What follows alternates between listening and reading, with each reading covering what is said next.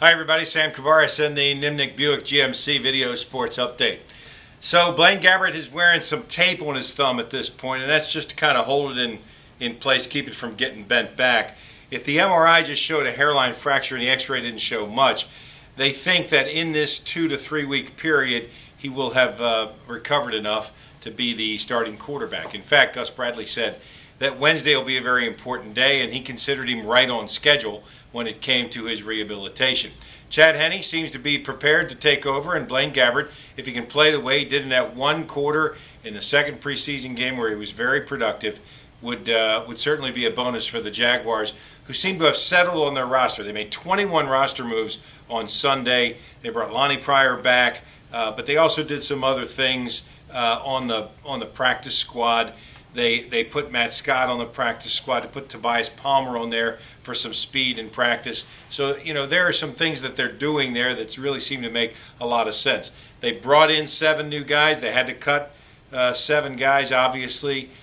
Some names that obviously people thought would be a part of the Jaguars roster this year. Who knows? They may show back up at some time. But Gus Bradley seems to think that this is the core group now, and that there may be a change here or there, but no wholesale changes once again coming up. And remember this, Kansas City also took 7 guys off of waivers, which means that there were 7 guys that were taken before the Jaguars ever got to them. So there might be some guys on the Chiefs coming here next Sunday that the Jaguars would have liked to have had if they fell to them with that number 2 selection on the waiver wire. Florida ends up winning over the weekend and now has to turn their attention, obviously, to Miami. Going on the road against Miami, very different situation than playing against Toledo at home. Florida wins 24-6, and it was interesting that Jeff Driscoll, after the game, had to almost justify why the Gators only scored 24 points. And he said, look, Toledo plays a very safe kind of defense. They don't want anything over the top, no big plays, so you just kind of march the ball downfield and take what they give them. They did have a couple of very solid performances at running back, and they will get the guy that they expected to be the starter for the year back this coming Saturday against Miami. So Florida, in terms of their running game, feels like that they're well stocked and ready to go. They'll need that, and they'll need a solid performance from Driscoll to come up with a victory this coming Saturday against Miami. Meanwhile, the Georgia-Clemson game might have been one of the best football games of the year. Not a shame, but it happened to be the first big game of the year on Saturday night on national television.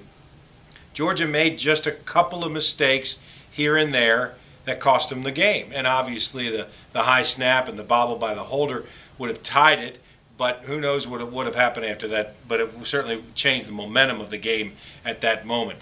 Aaron Murray played phenomenally for 90% of the game, and for 10% he didn't quite do that, and that's where Georgia faltered. They can't sit around and wait. They play South Carolina this Saturday at 4:30. And, of course, Florida State comes up with a win against Pitt. And Pitt, while certainly no longer a national power, is considered at least a football team that's supposed to put up a fight. But Florida State seems to be returning to that. They need to be in the conversation when you start talking about the national championship position. Jameis Winston, according to everybody that was on Twitter and doing the game on national television, should be just handed the Heisman Trophy at this point.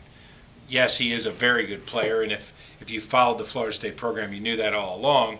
But, they got another quarterback on the roster who's also pretty good. So sometimes you need 2. Winston's fabulous, and it'll be interesting to see how Florida State does progress throughout the year, because you got to figure they beat Pitt pretty handily, and they should get better. I'm Sam Kavaris, and that's the Buick GMC Video Sports Update.